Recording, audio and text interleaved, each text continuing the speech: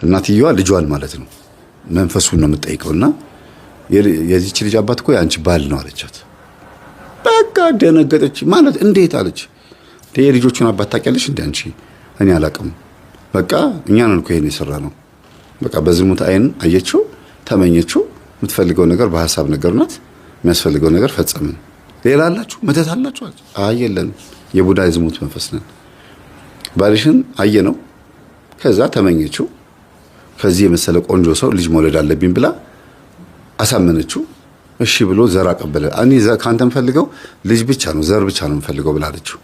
እሺ ብሎ ዘር ሲያቀብል ልጆቹ ሲወለዱ ራሱ አልመስለው፣ አሁንም ሲወለዱ ሁለቱም ራሱ አልመስለው ነው የተወለዱት። እኔ እሱን መስለው እንዲወለዱ ፈልጋለሁ፣ ጭራሽ እኔ መስለው ከዚህ በኋላም አልፈልግም ብላ ተወቹ እንጂ ልትደግም አስባ ነበር የመጨረሻ። እና በቃ ከዛ በኋላ እኛ ልጆቹ እንዲንገላቱ ፈልገን በጊዜ አሰናበትናት። አንቺ ደግሞ መልሰሽ እንደገና አሳደግሻቸው። በመጨረሻ ደግሞ ተደሰትናል። ምንድነው ያው ከወንድሟ ጋር ጋባሻት። ይሄ ለኛ ትልቁ ደስታችን ነው። በጣም ተናደደች። ከዛ ወንድም ለብቻው ነበር የምታናገራት ልጅቷን።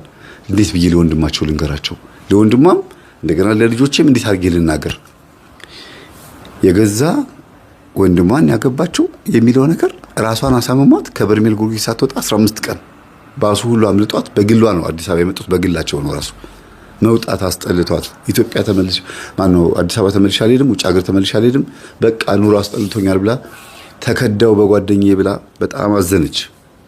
አያሳዝንም? የገዛ ጓደኛዋ ከገዛ ባሏ ጋር ተኝታባታለች። አንድ ሁለተኛ ነገር ደግሞ አባታቸው የማይታወቅ